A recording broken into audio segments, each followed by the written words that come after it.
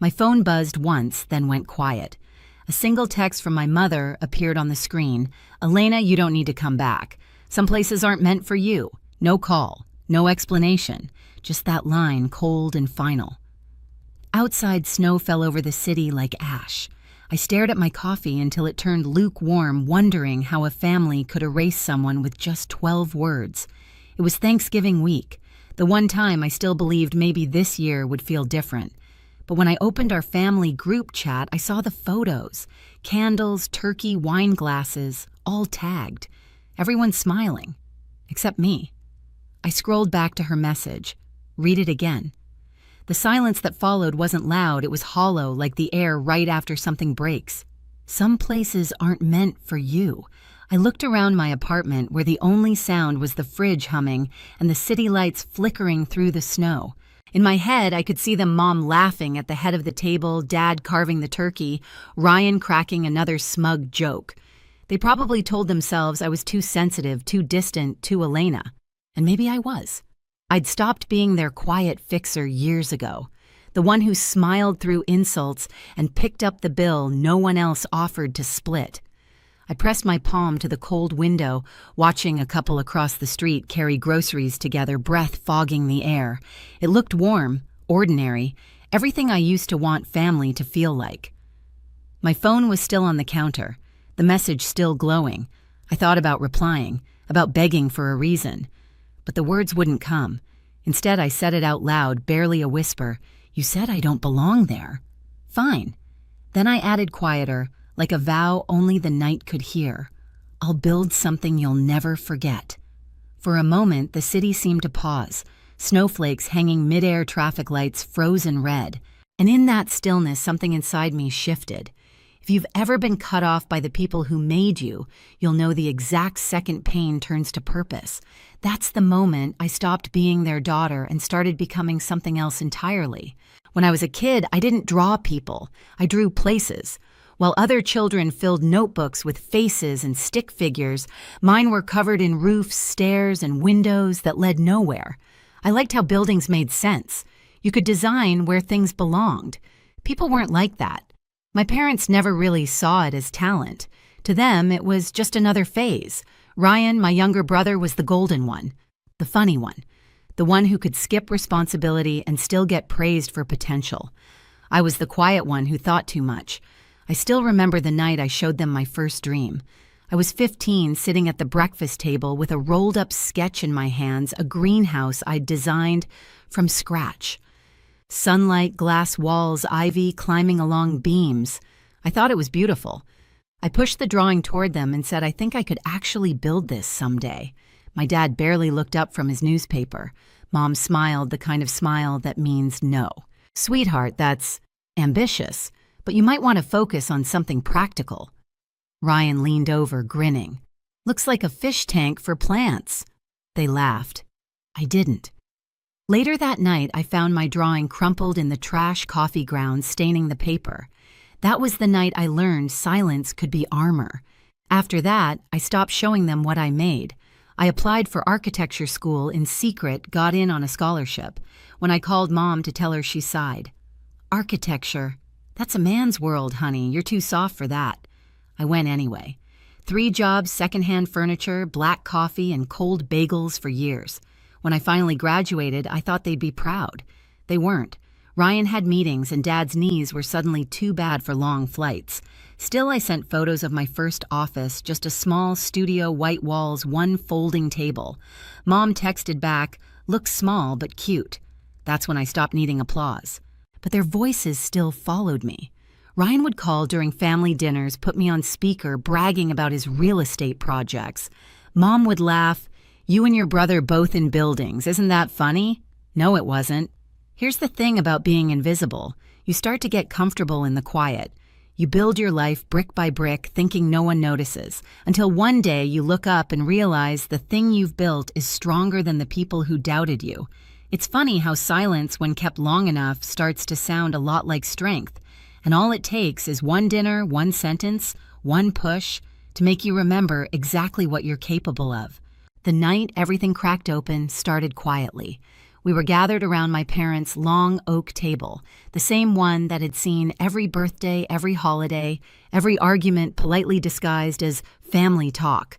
The smell of roasted lamb filled the room, garlic butter, expensive wine, the kind of dinner that photographs well. Ryan, of course, was the center of gravity. He always was. He was talking about his new business venture, a luxury bar downtown. Everyone leaned in like he was presenting the cure for boredom. Mom looked at him like he hung the moon. Dad nodded in approval, half listening but smiling anyway. I stayed quiet, cutting my food into small, perfect squares, an old habit from years of pretending calm. Then Ryan looked over. "You're the expert on buildings, right, sis? What do you think of my spot midtown right across from the new plaza?" I looked up, meeting his smirk. "It's risky," I said. "High rent. Not much foot traffic after 9. You'd need a solid draw to keep it alive." The air shifted, forks paused. Then Mom's voice cut in sharp, polished, sugar-coated. "Elena, please. Your brother's worked hard on this. You always have something critical to say." My throat tightened. I wasn't being critical. I was giving. Ryan chuckled, interrupting. "She doesn't get it, Mom. Not everyone lives in spreadsheets and blueprints." Laughter followed. Familiar, cruel. Someone even clapped him on the shoulder. I swallowed hard. "I'm just saying," Mom lifted a hand, graceful but final. "Sweetheart, if you can't be supportive, maybe just enjoy your meal." That tone, that quiet blade she'd mastered over the years. The conversation moved on without me like it always did. Ryan kept talking about his investors, which I knew didn't exist. Dad kept nodding. My aunt refilled glasses. And me, I just sat there small again, 15, watching another dream go in the trash. When I finally pushed back my chair, the legs scraped against the tile loud and raw. Everyone looked up. "You know what I said? Maybe you're right. Maybe I really don't belong here." Ryan smirked. "Guess that's finally sinking in." Mom's voice came calm, precise. "Elena, if you can't act like family, maybe you shouldn't come next time." There it was, the line that turned exile into instruction. I didn't argue, didn't cry. I just grabbed my coat and walked out, my heels echoing down that too familiar hallway. Through the reflection in the glass door, I saw them still laughing, still eating as if I'd never existed. When I reached my car, my phone buzzed. A message from Mom, "Don't come back until you learn to respect your brother." I stared at the screen until the glow blurred into the frost on the windshield. That was it. The moment the warmth finally burned out and something colder, cleaner, stronger took its place. The days after that dinner passed in a kind of quiet blur. I didn't call anyone. Not Mom, not Ryan, not even Lydia, my business partner, my one steady constant through every storm. I went to work, smiled when needed, nodded through meetings, but everything inside me felt muted, like I was moving through fog. Then one morning something shifted. An email pinged into my inbox with the subject line, "Property listing, Midtown Corner Lot." I almost deleted it, until I saw the address, the same block Ryan had bragged about at dinner, the same dream spot he couldn't stop boasting about, and now it was for sale. I sat frozen, staring at the screen. The cursor blinked at the edge of possibility. Lydia poked her head into my office, coffee in hand. "You look like you've seen a ghost." I turned the monitor toward her.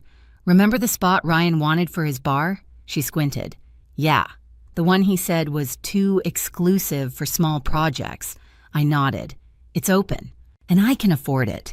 For a long moment she said nothing, just stared, lips curving into a slow grin.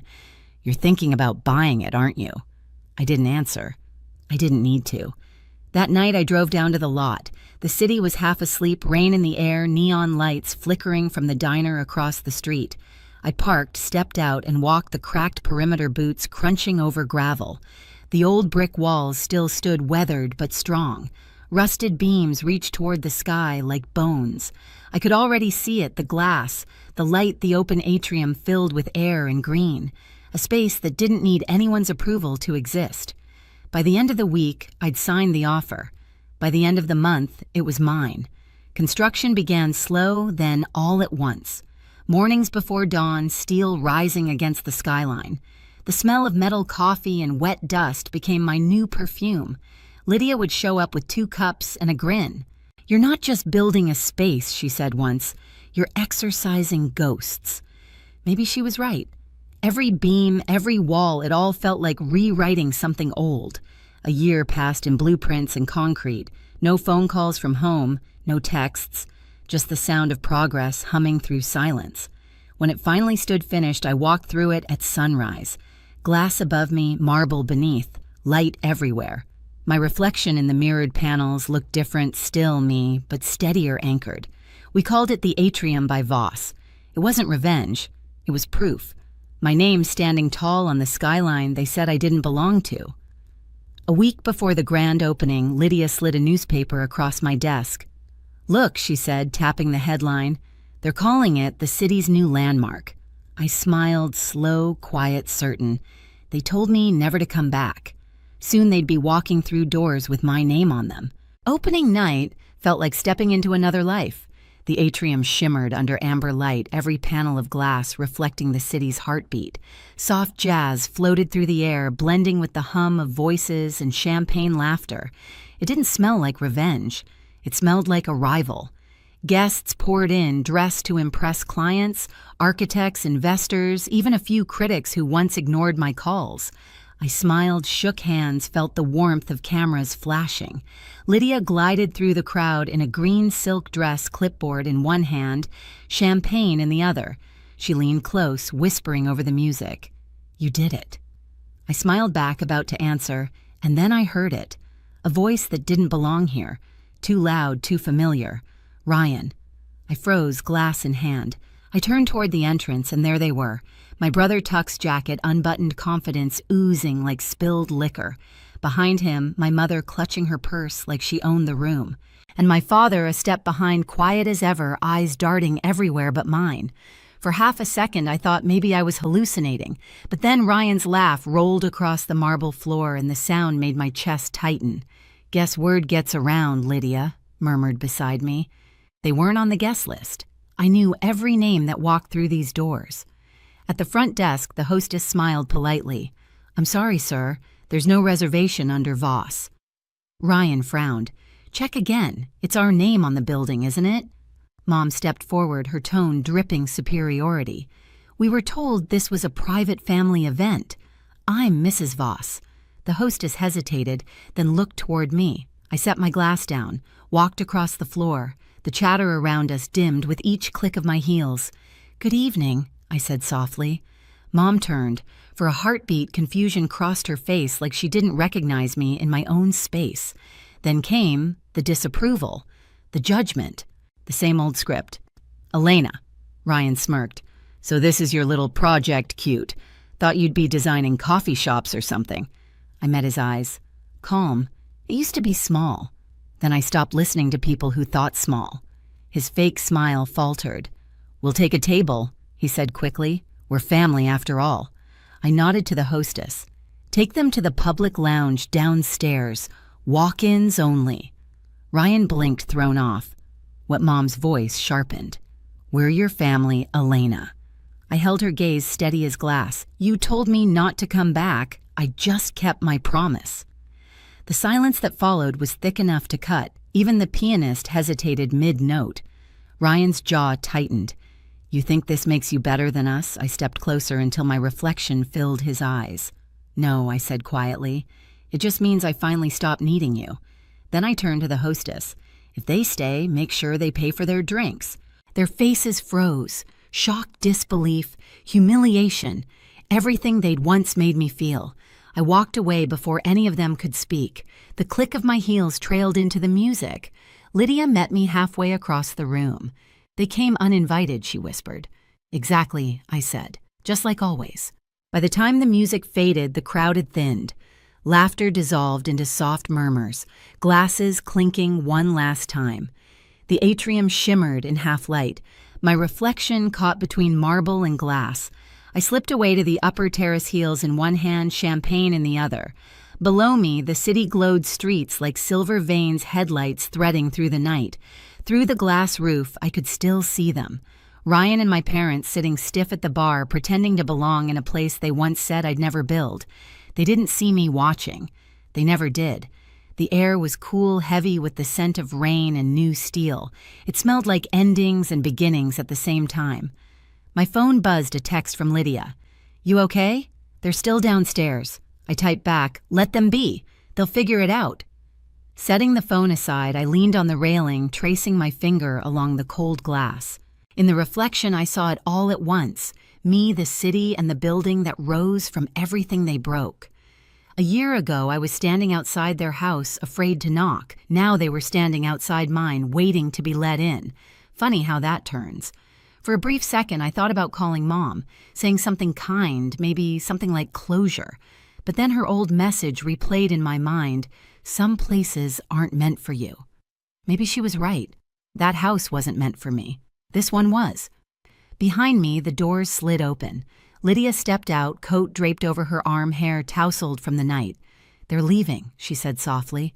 I nodded. Good. She handed me another glass, her smile warm and knowing. So, what now? I looked down at the glowing sign above the entrance, the atrium by Voss. My name, my work, my peace. Now I said I build things that don't need anyone's permission to stand. Lydia clinked her glass against mine. To that. We stood there for a moment, two silhouettes against the skyline.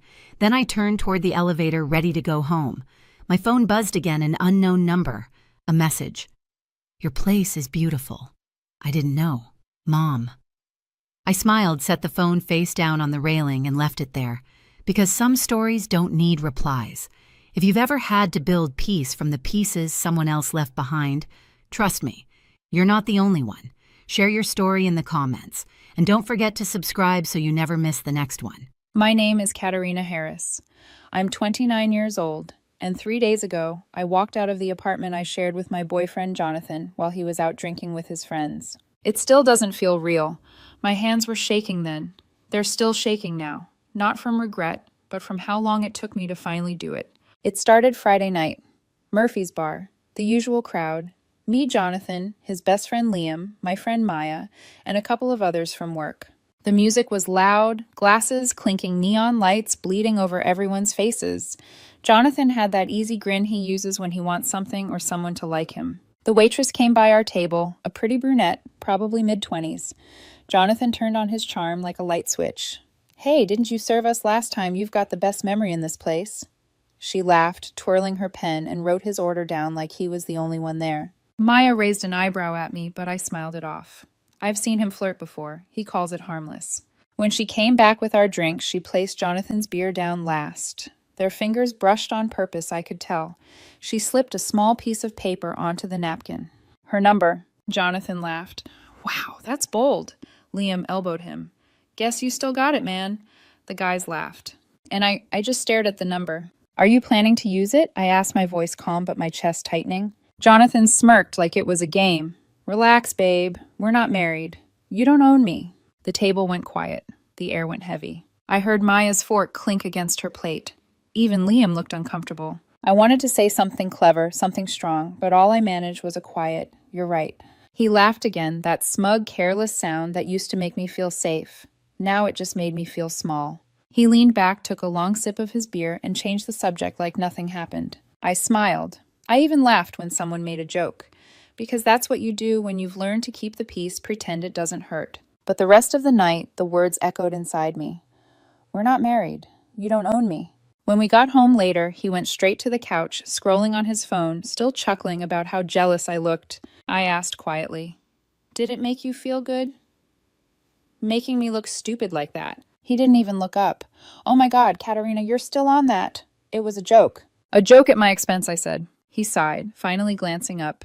"You always overreact. It's exhausting." That's when something inside me cracked, not loudly, not all at once, but like a seam splitting from the inside. I looked around the apartment, our apartment. The couch I paid half for, the bookshelf filled with his vinyls, but my books. The framed print of Venice I bought because he said it made the room feel grown up. I realized I didn't live with him anymore. I lived around him. He fell asleep on the couch that night with his phone on his chest. When it buzzed at 2 a.m., I saw her name on the screen, Sophie Murphy's, and a message. "You're fun. We should grab a drink sometime." My heart didn't break. It just stopped caring. By sunrise, I'd made up my mind. I started folding clothes into my old duffel bag, the one I hadn't used since college. The sound of fabric sliding into the bag was the only sound in the room. My cat watched from the counter, tail flicking like even she knew something irreversible was happening. I packed quietly. My favorite mug. The coffee maker I bought when he kept forgetting to replace his. My grandmother's blanket. The photo of me and my mom that he always pushed aside to make space for his record player. Every object felt like proof that I existed before him and would again after. I sat on the edge of the bed, our half-shared, half-claimed bed, and stared at the space between the pillows. It looked like a fault line. I thought about all the little things. Him calling me too emotional. Him forgetting my birthday 2 years in a row. Him saying he'd marry me someday, but flinching whenever I mentioned a timeline. I realized that for years, I mistook his indifference for peace. I grabbed a notepad from the kitchen drawer, wrote a dozen versions of the same thing. You're right. You're free. You don't own me either. None of it felt right. Finally, I wrote, you were right, I don't. I folded the note, placed it under his phone, and left my key on top. Then I stood there for a moment, long enough to memorize the shape of the apartment without me in it. And I whispered half to myself, you said I don't own you, Jonathan. But maybe that's the problem, you never wanted to belong anywhere at all. When I stepped outside, the early morning air was sharp and clean. I breathed it in like freedom tasted metallic. Maya was waiting by her car engine running, eyes soft with concern. You sure about this? She asked. I nodded. He said we're not married. I'm just believing him. She didn't say anything, just helped me load the bags into the back seat. As we drove away, the city lights blurred past like memories dissolving.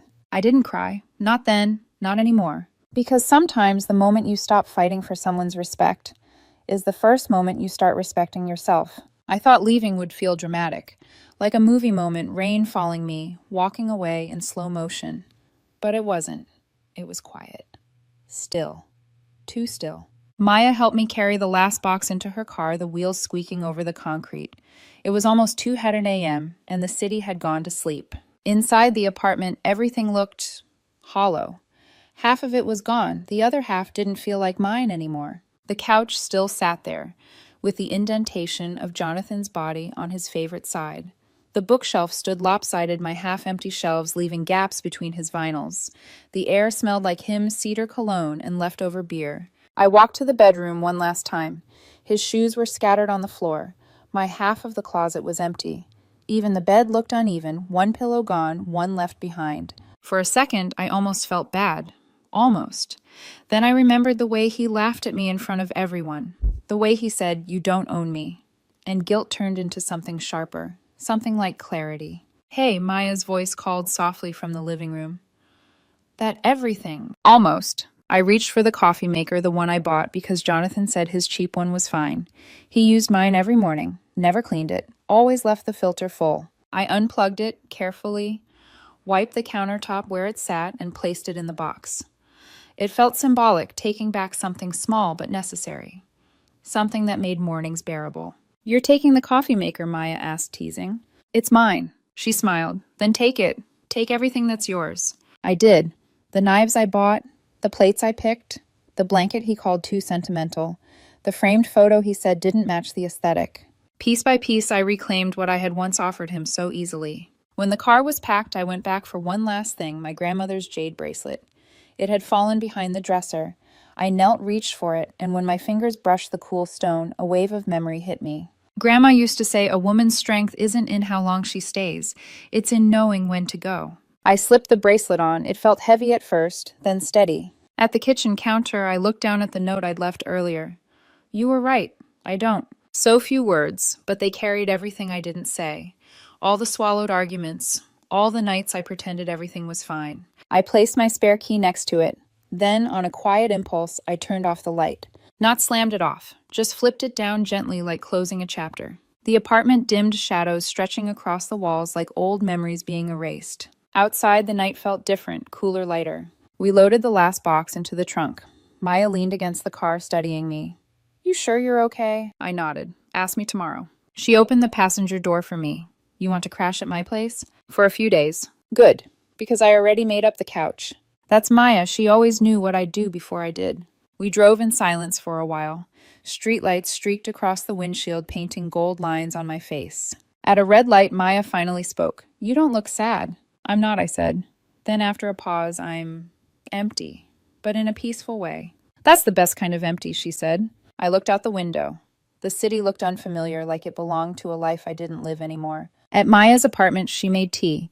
We sat on her balcony, 2 mugs steaming between us. She asked, "Do you think he'll even notice you're gone?" I thought about that for a moment. He'll notice the coffee, the towels, the Wi-Fi bill, but not me. Not really. That's brutal. It's true. I sipped the tea. It tasted bitter, like endings always do. Around 300 a.m., my phone started buzzing. Jonathan. The screen lit up in the dark over and over. I watched it until it stopped ringing. Then came the texts. "Where are you? Did you seriously take your stuff? You're being ridiculous, Katarina. We need to talk. This is so immature." Each message made me feel lighter. Not because I wanted to hurt him, but because I could finally see his words for what they were: small, defensive, empty. I set the phone face down on the table. Maya glanced over. "He's blowing up your phone, huh?" "Yeah. You going to answer?" "No." "Good." But silence can be loud. Louder than any fight we ever had.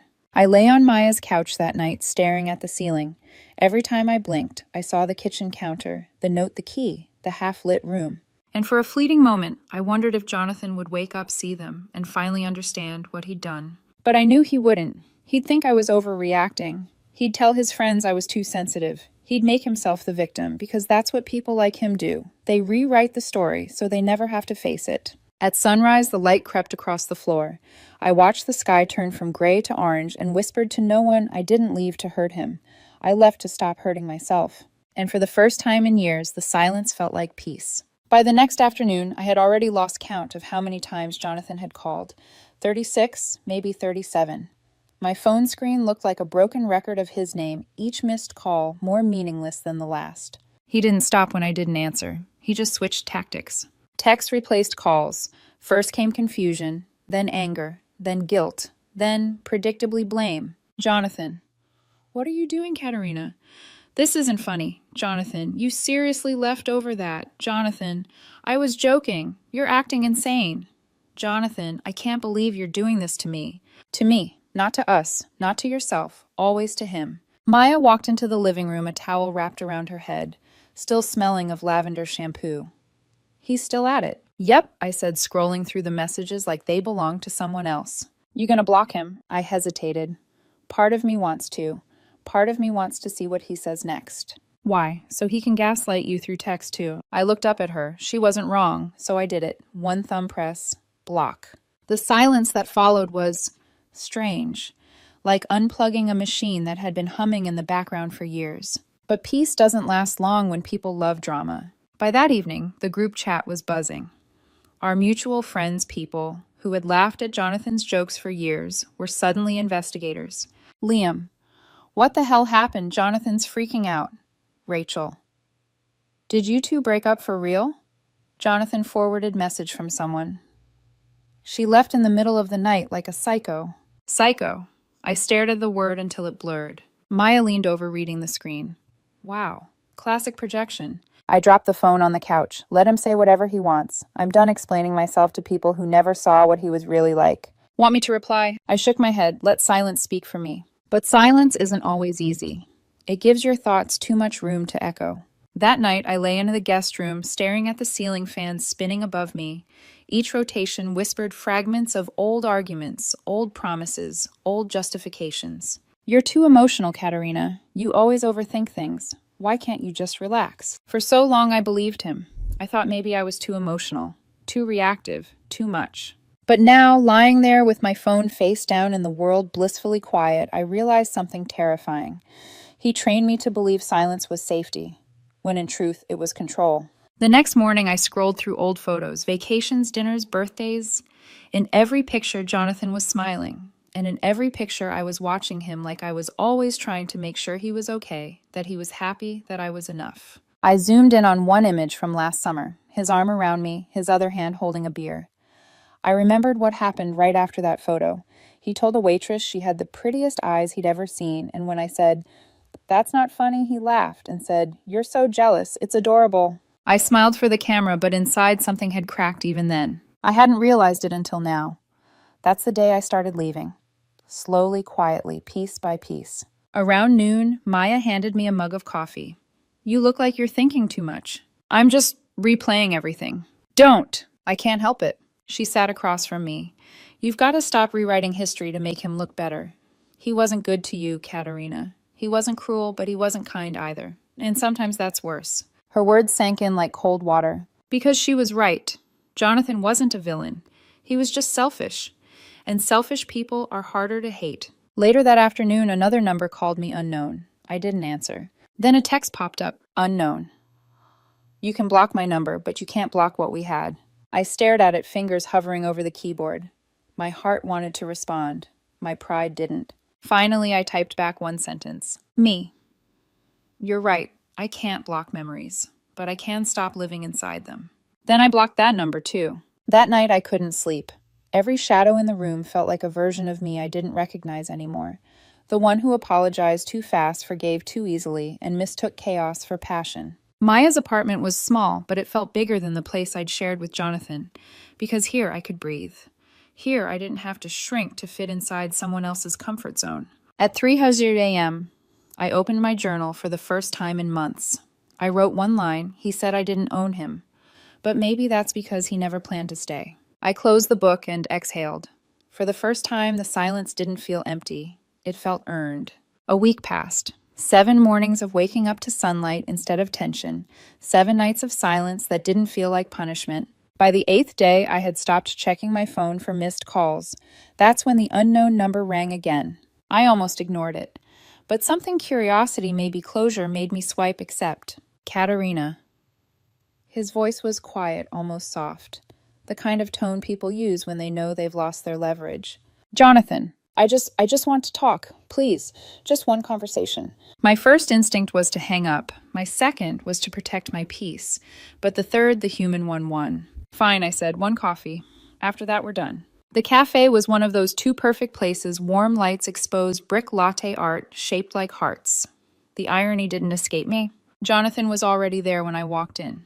He looked smaller somehow.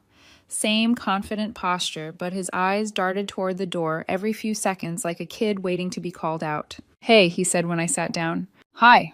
The silence between us was thick like 2 people sitting in the ashes of what used to be a fire. He gestured for the waiter. You want your usual vanilla latte? I'll just take black coffee, I said. He raised a brow. Still bitter, huh? Not anymore, I said. Just honest. When the drinks came, he leaned forward. So, you really left. I almost laughed. You sound surprised. I didn't think you'd actually do it. I didn't think you'd ever give me a reason to. He flinched, and for a moment I saw it, the guilt he kept trying to hide behind sarcasm. Katarina, you know I was joking that night. I met his eyes. Do I? Because the whole table went quiet, Jonathan. Even you knew you crossed a line. I was drunk. You were cruel. He looked down, tracing circles on his cup. You blindsided me. You know that. Just gone. No note, no warning. There was a note. I didn't see it. Because you weren't looking. He blinked. What did it say? It said, you were right. I don't. He stared at me for a long time. I don't get it. Of course you don't. I took a sip of my coffee. It burned my tongue, but I didn't flinch. That's the problem, Jonathan. You never got it.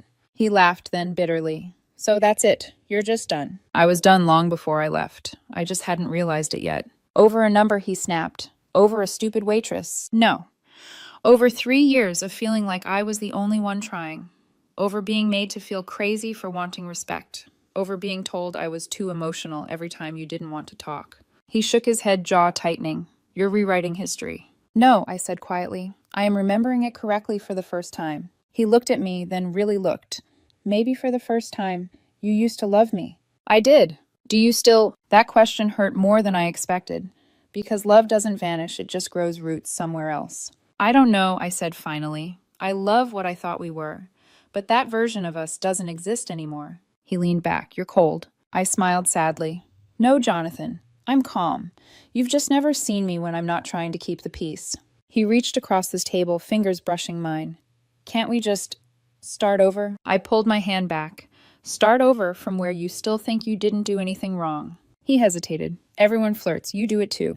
Not to make someone feel small, I said. Not to prove I can. He didn't respond. I leaned forward.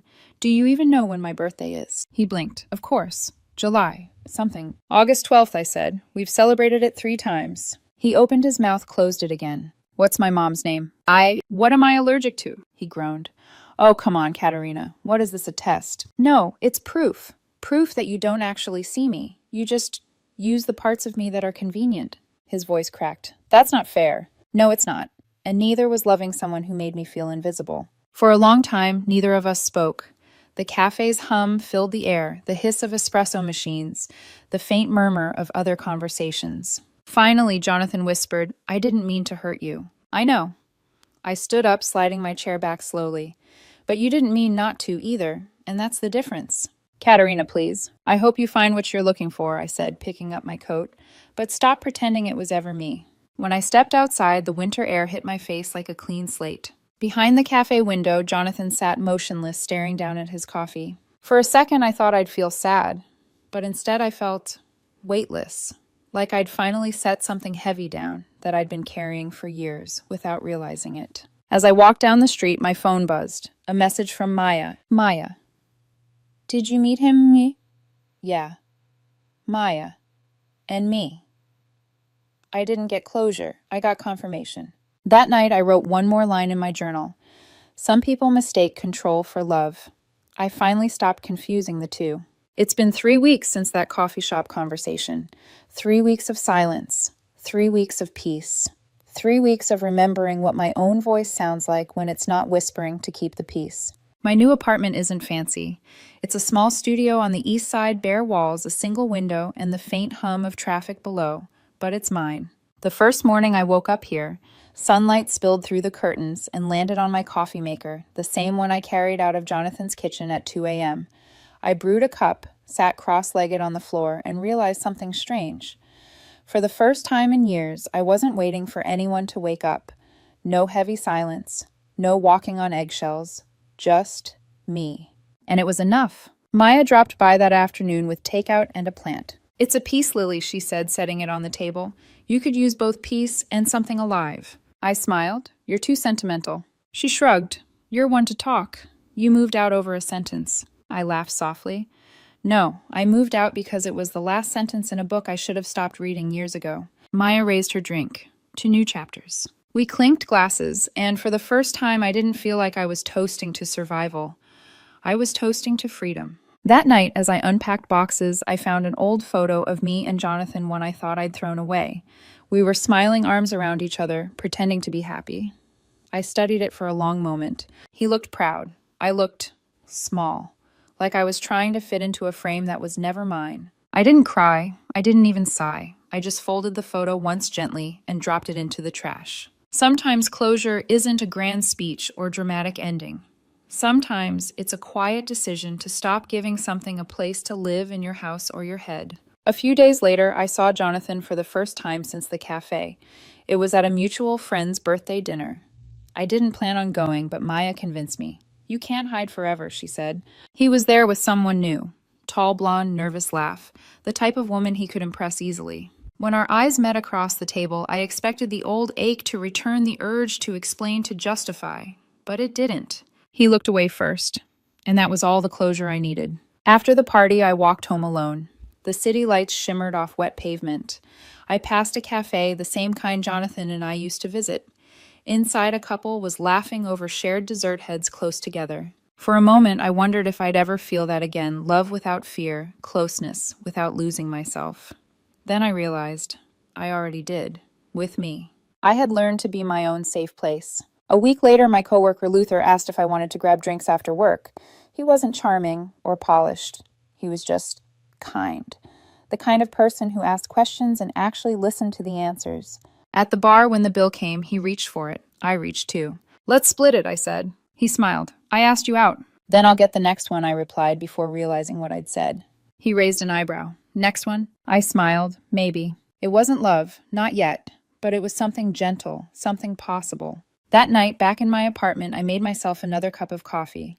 I took it to the small balcony where the city stretched out beneath me like a quiet ocean of lights. The mug was warm against my palms, the air was cool, and I whispered to myself, not as comfort, but as truth. He said I didn't own him, and he was right. I never wanted to. I just wanted someone who'd choose to stay. The wind brushed past, carrying the words away into the night. I took a sip of coffee, smiled, and watched the first light of morning rise over the city. Because here's the thing, no one tells you about walking away. It's not about revenge. It's about reclaiming the parts of you that forgot how to breathe. And as the sun broke the horizon, I finally felt it, the quiet kind of happiness that doesn't need permission. My name is Clarissa Hilton, and I was supposed to get married in 3 weeks. 29 years old, project manager by trade, perfectionist by nature, the kind of woman who color codes her calendar and labels her spice jars. For 4 years, I believed I'd found the man who matched my rhythm. Travis Parker. Charming, spontaneous, confident, everything I wasn't. We were opposites, that made sense, or so I thought. The wedding planning had been meticulous. My mother's dress was altered twice because she kept losing weight from excitement. The venue was booked, the deposit paid, the floral arrangements chosen. Even the cake flavors had been debated down to the last crumb. I'd built that day in my head 1,000 times. And then one night everything cracked loud and public. It started innocently enough. Travis suggested we throw a joint bachelor and bachelorette party. It's modern Clarissa, he said, resting his head on my shoulder, scrolling through Pinterest boards filled with champagne towers and neon lights. We're a team. Why celebrate separately? I hesitated. Bachelor parties exist for a reason, I thought. A little space before commitment, a symbolic goodbye to singlehood. But I didn't want to sound insecure. If that's what you want, I said finally. He smiled. It'll be fun, all our friends together. I should have trusted my hesitation. That night it was the first warning bell, and I muted it. The venue was a downtown lounge, the kind of place with dark velvet walls and overpriced cocktails. When I walked in, my chest actually fluttered. Maybe this will be perfect, I thought. Travis had gone all out. Music pulsed through the air. Champagne glittered in flutes, and everyone, my bridesmaids, his groomsmen, our college friends, cheered as we arrived. For the first hour, everything was perfect. Travis wrapped his arm around my waist, whispered jokes in my ear, kissed my cheek. It felt normal. Then he started drinking hard. By 9 p.m., he was 3 cocktails and 2 shots in. His laughter turned louder, his touch lingered longer, but not always on me. I noticed her when she walked in, Nadia, his ex from college, the woman he'd dated for 2 years before me, the one he still followed on social media because they were just friends. I pulled Travis aside near the bar. Did you know Nadia was coming? He rolled his eyes, his breath thick with whiskey. Relax, Clarissa. She's friends with Mark. It's not a big deal. It feels like a big deal. He leaned close, a grin that wasn't kind curving his lips. Don't be jealous. That's not a good look on you. I swallowed the heat in my chest. Don't cause a scene, I told myself. It's our night. An hour later, the music softened, and I lost sight of him in the crowd. I went to refill my drink, and that's when the air left my body. There on the corner couch, beneath the red light glow, was Travis, my fiancé, kissing Nadia. Not a polite peck, not a drunken accident, a deliberate, full, lingering kiss, his hand on her lower back, her fingers tangled in his hair. My first reaction wasn't anger, it was stillness. The kind of stillness that only comes when your brain can't compute what it's seeing. People were watching. My bridesmaid Maya's mouth fell open. His friends froze mid-laughter.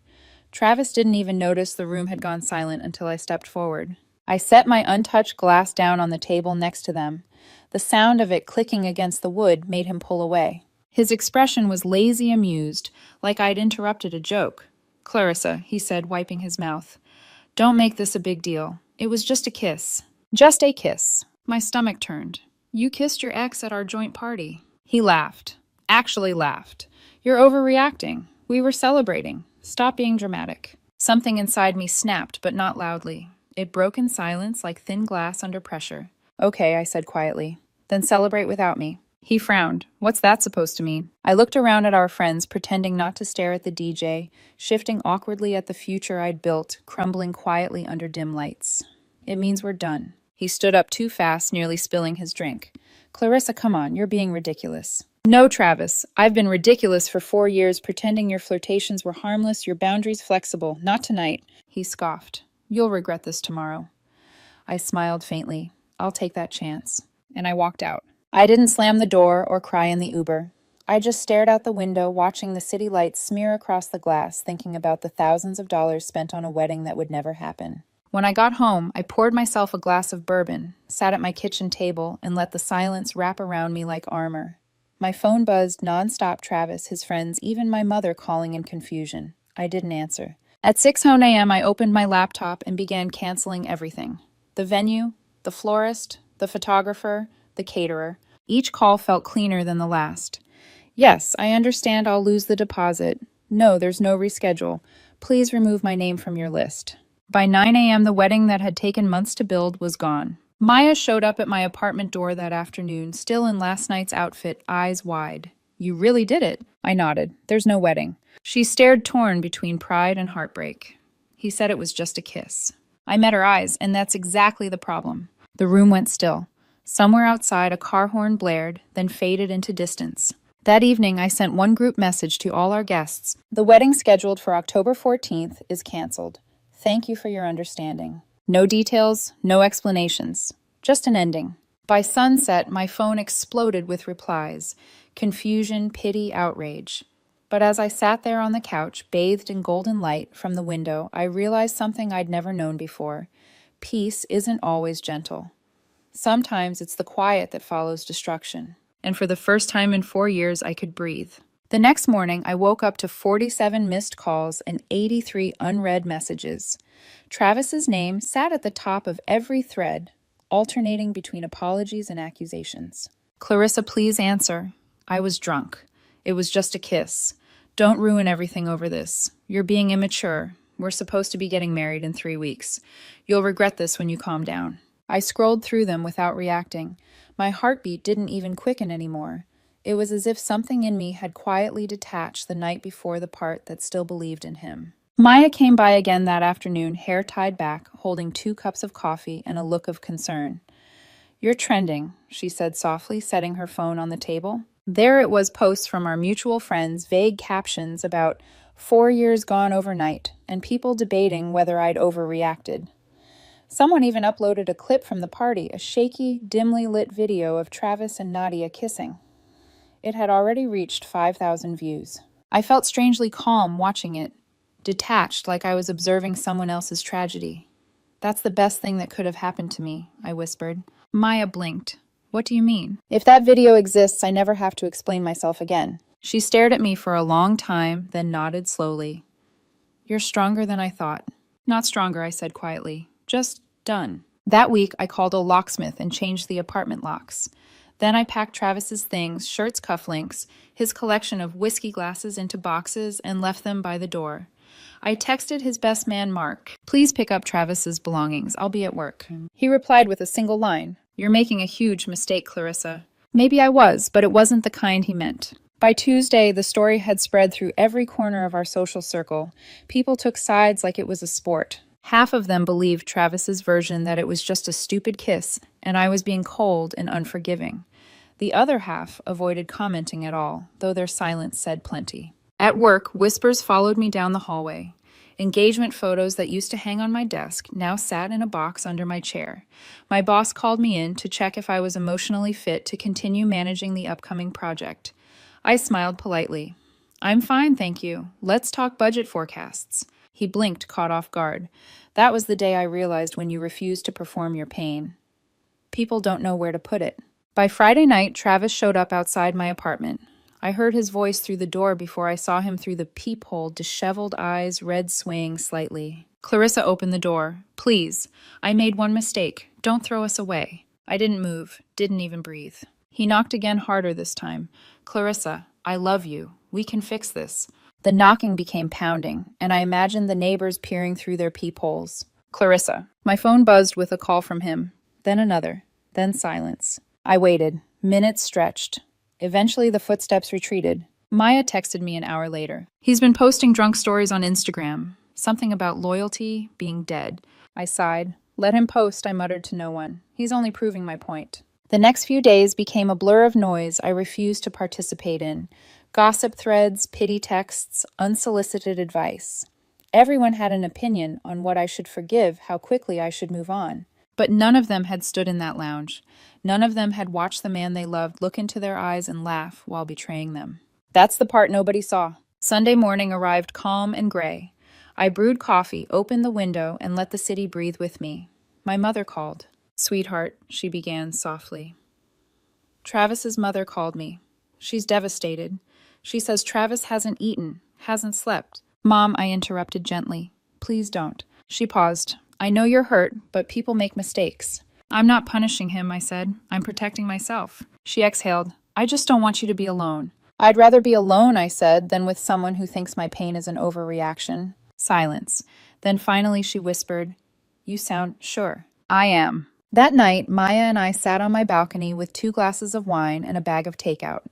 The air smelled like rain and exhaust fumes, oddly comforting. She leaned back, squinting at the city lights. You really deleted all his messages. Every single one. She smiled faintly. So this is what freedom looks like, huh? I looked at the skyline, the thousands of glowing windows, each holding someone else's story, and let the quiet fill the space between us. No, I said after a moment. This is what starting over looks like. And somewhere deep in my chest, beneath the wreckage of the past week, something small and steady began to pulse again.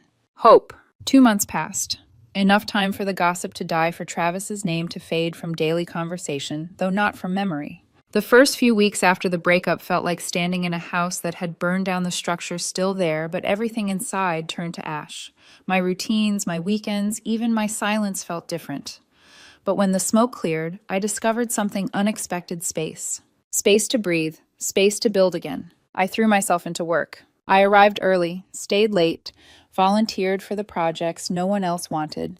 The office became my therapy spreadsheets instead of tears, deadlines instead of distractions. My boss, impressed, started hinting about a promotion. Maya called it my revenge arc. Let him scroll through Instagram and see you glowing, she'd laugh. But it wasn't about revenge anymore. It was about reclaiming myself. For the first time in years, my days weren't shaped around someone else's moods. I filled my apartment with little pieces of peace. A new couch, fresh flowers, every Sunday books stacked unevenly by the window. I cooked for one and ate slowly, savoring the quiet. It wasn't loneliness. It was solitude, the kind that heals instead of hollows. One night I was working late when a message appeared on my screen. Liam Chen. He'd been one of Travis's groomsmen, quiet, thoughtful, with the kind of eyes that notice details others miss. He'd texted a few times since everything happened, mostly checking in politely, never crossing lines. Hey, Clarissa, just wanted to say the presentation you gave today was amazing. That client's impossible and you made it look easy. I smiled. My fingers hovered over the keyboard before typing back. Thank you. I guess stress is my fuel these days. Then you must be running on premium, he replied, followed by a small, laughing emoji. Something about that made me laugh. A sound that startled me because I hadn't heard it in weeks. Over the next few days, we exchanged casual messages, work stuff, jokes, random thoughts about movies or food. It wasn't flirting. It was light, natural, easy. The kind of conversation that didn't demand anything. Still, every time his name lit up my phone, the world seemed to slow down a little. Therapy helped too. My therapist, a calm woman named Dana, didn't ask me why I left Travis. She asked me why I stayed as long as I did. At first, that question hurt. But the more I unpacked it, the more I saw the patterns, how I'd been trained to call his disregard charm, his teasing love, his distance mystery. Travis didn't suddenly become cruel, Dana said one afternoon. He just finally stopped pretending. That sentence landed like a door clicking shut. One evening, Maya dragged me out for drinks after work. The same bar we used to visit as a group, the same place Travis and I had once shared too many toasts. As we settled into a booth, Maya leaned in. You know Liam's been asking about you, right? I blinked. What do you mean? He texted me last week, said he saw you in the parking lot, and almost said hi, but didn't want to make things weird. I frowned, surprised. That's considerate. Exactly, Maya smirked. And kinda cute. I rolled my eyes, but my heart did a small traitorous flutter. A few days later, Liam asked if I wanted to grab coffee after a meeting. I hesitated for a moment, not because I didn't want to, but because I wasn't sure I should. But then I remembered something Dana had said. Healing doesn't mean you stop trusting. It means you start choosing better. So I said yes. We met at a quiet cafe near the river. No awkward small talk, no forced charm, just conversation that flowed easily between sips of coffee. He told me about his sister's upcoming wedding, how he was dreading the dance floor. I told him about the time I once tried to bake and set off the smoke alarm. At one point he said, You know I was at that party, the night everything happened. My stomach tensed, but his tone wasn't pitying. I saw the look on your face when it happened, he continued softly. Everyone else was staring at him. I couldn't look away from you. Silence. I didn't know what to say, so I didn't. Then he smiled. You handled it with more grace than anyone I've ever seen. Something in my chest loosened. That night, walking home, I caught my reflection in a shop window. For months, I'd looked like a woman surviving her own story. But now, I looked alive again. I smiled, not the forced kind I used to wear for appearances, but something gentler, real. When I got home, my phone buzzed. A text from Liam. "You smiled tonight. It suits you." For a long moment, I just stared at the screen, feeling warmth spread through me like sunlight. Maybe Maya was right. Maybe this was my revenge arc. But standing there barefoot in my quiet apartment, I realized it didn't feel like revenge at all. It felt like renewal. 3.5 months after that night, Travis's name appeared again, this time not on my phone, but in my inbox. The subject line read, "Please read this." I almost deleted it on instinct. But curiosity won for a moment. My therapist once told me that closure doesn't always come from silence. Sometimes it comes from seeing the proof that you've grown past needing it. So I opened it. "Clarissa, I know I'm the last person you want to hear from, but I'm writing because I've been doing the work therapy medication reflecting. I finally understand how much I hurt you. That night meant nothing. It was stupid, self-destructive. I had too much to drink and panicked about the wedding, about commitment, about losing myself. You were the best thing in my life, and I threw it away because I was scared. I'm not asking for you back, just a chance to apologize face to face. Please, Clarissa, just one conversation." Travis. His words were neat, carefully structured. The kind of message that had been proofread 10 times. I could almost see him agonizing over every sentence, trying to sound evolved.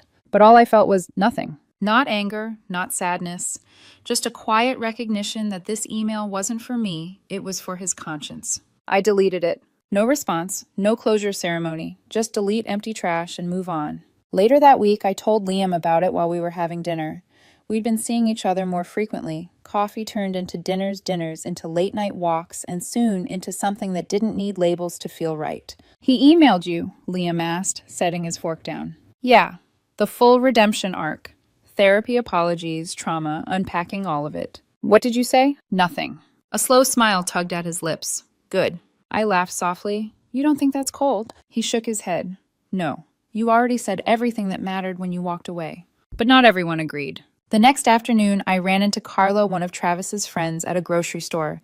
She gave me the kind of smile that pretends to be polite but feels like a knife. "I heard you're dating someone," she said, her tone syrupy. "Already." I froze for a second, then smiled. "Yes, already." She tilted her head. "Travis has been a mess. He really loves you, you know. People make mistakes." I wanted to tell her that people don't accidentally make out with their exes in front of an audience, but I didn't. Instead, I looked her straight in the eye and said, "One mistake didn't end us. His attitude did." Her expression flickered, and I walked away before she could say another word. 2 days later, I was sitting at my desk when the receptionist buzzed my phone. "Clarissa, there's a Mrs. Parker here to see you. Says she's your former mother-in-law." I froze. "Send her up," I said before I could think. Moments later, Travis's mother stood at my office door holding a trembling purse in her hands. She looked smaller, her once-styled hair now a frizz of anxiety. "Clarissa," she said softly, "please just give me 5 minutes." I nodded, gesturing for her to sit. She didn't. She just stood there, eyes glassy. "He's not doing well. He's lost weight. He barely eats. You meant everything to him." I swallowed, forcing my voice to stay steady. "I'm sorry he's struggling, but that's not my responsibility anymore." Tears welled in her eyes. "You can't throw away 4 years over one mistake." I stood up then, keeping my tone calm but firm. He didn't make one mistake. He made a choice. And when someone shows you who they are, believe them the first time. She looked at me for a long moment, her expression caught between sadness and disbelief. "You've changed," she whispered finally. "I've healed," I corrected gently. That night I sat on my couch, replaying the encounter. I didn't feel proud or triumphant, just peaceful. It was strange how peace could feel heavy and light all at once. My phone buzzed. A message from Liam. "Still awake. Barely. Long day. I'm outside." I blinked. Outside, I texted back. "Yeah, you sounded like you needed air." I opened the door, and there he was standing under the streetlight, holding 2 cups of hot chocolate. "You're supposed to be asleep," I said, smiling despite myself. He shrugged. "Therapist says sleep is overrated." We sat on the steps, sipping in silence, the air cool and crisp. "His mom came to see me today," I said eventually. Liam looked at me sideways, waiting. "I told her the truth," I said, "that he's not my problem anymore." "Good," he murmured. Then, after a pause, "You know what I love about you?" I turned toward him. "You just said love. Dangerous word." He smiled, then let me risk it. I love that you know when to stop saving people." The words hung between us, soft, real terrifying, in the best way. I didn't respond right away. Instead, I leaned my head against his shoulder. And for the first time since everything had fallen apart, I realized I wasn't rebuilding my life around the wreckage. I was building something entirely new. 5 months after everything fell apart, I got an invitation that made me hesitate for a moment before accepting Maya's engagement party. She'd found someone kind, patient, and real. The sort of man who didn't need to be the loudest person in the room to make her feel safe. I wanted to be there for her to celebrate her joy, but a part of me couldn't ignore the tiny knot in my stomach that whispered, "What if Travis shows up?" "Don't worry," Maya said when I asked. "He's not invited." Still, fate has a cruel sense of humor. The night of the party, I wore a soft navy dress that hugged me just right. Liam came with me, and the moment he took my hand, I knew I could handle anything. The restaurant was glowing with warm, light laughter bouncing off the walls. For the first hour, I let myself enjoy it, the music, the chatter, the easy way Liam's fingers laced through mine. Then I heard Maya's voice behind me, low and uneasy. "Clarissa, don't freak out. But he's here." I turned. Across the room, standing near the bar, was Travis. He looked smaller than I remembered, thinner, paler. The sharp edges of arrogance had worn away, replaced by exhaustion. For a fleeting moment, I felt something close to pity. Then I remembered the woman I'd been that night, the one who'd walked out of a party in humiliation, and the pity dissolved. I nodded at Maya. "It's okay. You sure?" "Completely." Travis noticed me a few minutes later. I saw it happen, the flicker of recognition, the tightening of his jaw, the way his gaze darted to Liam beside me. His eyes widened slightly like he hadn't expected me to move on. Liam leaned close and whispered, "You good?" I smiled faintly. Better than good. For the next hour, I tried to ignore Travis's presence. We mingled, we toasted, we danced. Liam kept me laughing, steady as gravity. But I could feel Travis's eyes on me, watching, waiting, unraveling. Eventually he approached. I knew he would. I was alone at the bar, ordering a drink, when his reflection appeared beside mine in the mirror.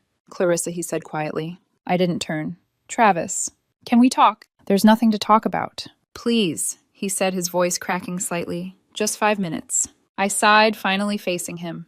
5 minutes for what? You already said everything you needed to in that email. He looked at me desperately. "I know, but I need to say it in person. I was drunk, stupid. I didn't mean anything by it." "Then why does it still mean something to you?" I asked. He blinked. "What? If it meant nothing, you wouldn't be standing here months later asking for forgiveness." He exhaled shakily. "Because I love you. I never stopped." I looked at him, really looked. He wasn't the same confident man I once knew. There was guilt in his eyes, maybe even genuine remorse. But whatever we'd been had burned away long ago, and all that remained were ashes. "I don't think about you anymore, Travis," I said softly. Not in anger, not in longing, just not at all. He swallowed hard. "So that's it. 4 years gone. You ended those 4 years the moment you laughed in my face while kissing someone else." His expression hardened, pride rearing its head one last time. "You're with him now." He nodded toward Liam across the room. "That's none of your business." "Wow," he said bitterly. "Didn't take you long to replace me." I smiled faintly. "You can't replace what's already been removed." At that moment, Liam returned with 2 drinks. He handed me one, nodding politely at Travis. "Hi," he said calmly. "I don't think we've met." Travis's jaw tightened. "Oh, I know who you are." Liam's tone stayed even. "Then you know she deserves better." I placed a hand on Liam's arm. "It's fine." Then I looked back at Travis. "You shouldn't be here. This isn't your moment to relive. It's Maya's night." Travis's face twisted, a flash of humiliation, anger, and something else, realization. "You'll regret this," he said quietly. "No one will ever love you like I did." I held his gaze. "You're right. No one will ever love me like you did. And thank God for that." He blinked, stung. Before he could respond, Maya appeared, her voice low but firm. "Travis, it's time for you to go." For a second, he looked like he might argue. But then he saw the eyes watching him, the quiet judgment from everyone who'd once believed his charm. He turned and walked out the door, swinging shut behind him with a soft click.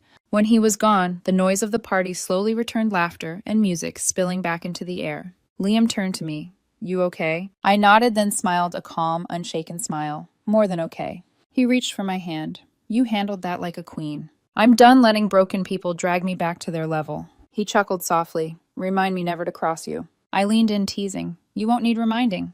Later that night, as we left the restaurant, Maya hugged me tightly. "You were incredible," she whispered. The way you stayed composed. I think everyone saw how far you've come. I smiled. That's the thing about growing. Most people don't notice until it's unignorable. Outside, the night was cool, a soft breeze brushing against my skin. Liam opened the car door for me. "Where to now?" he asked. "Home," I said.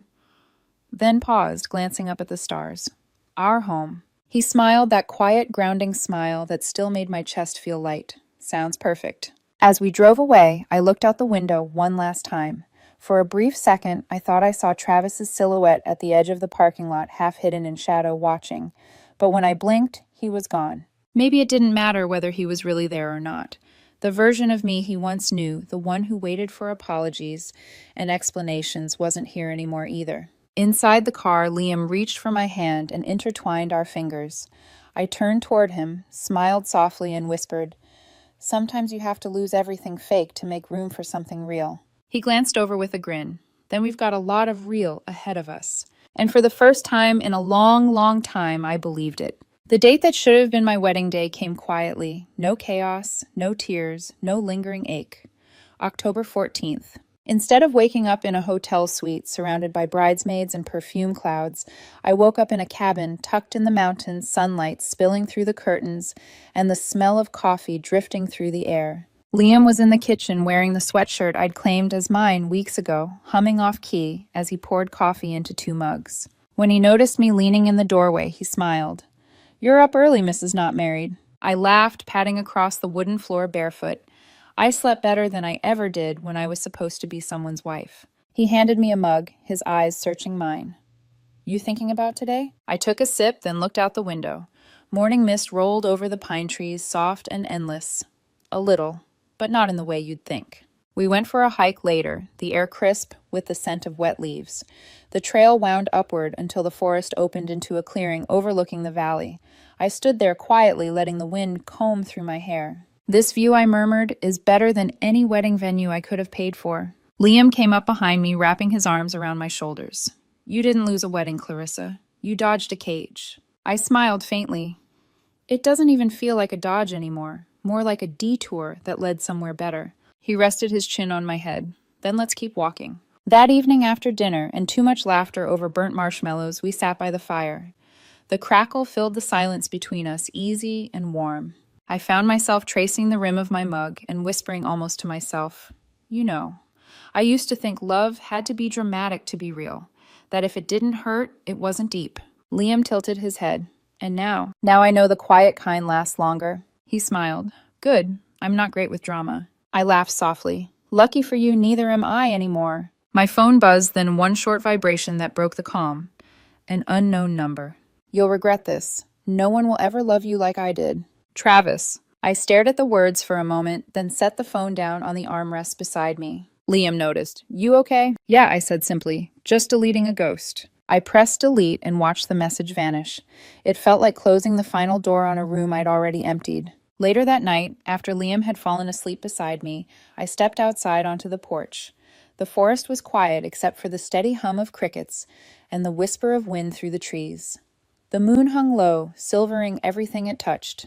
I thought about the woman I'd been half a year ago, anxious, accommodating small inside someone else's life.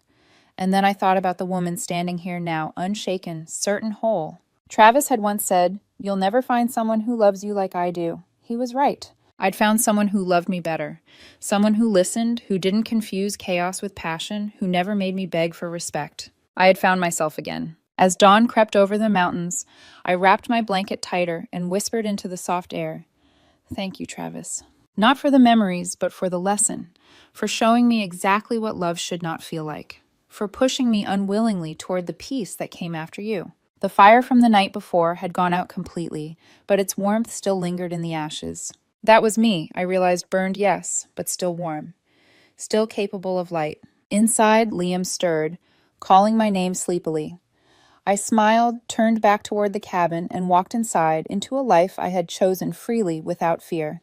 The sound of coffee brewing filled the silence, steady and comforting. It was the quiet sound of freedom.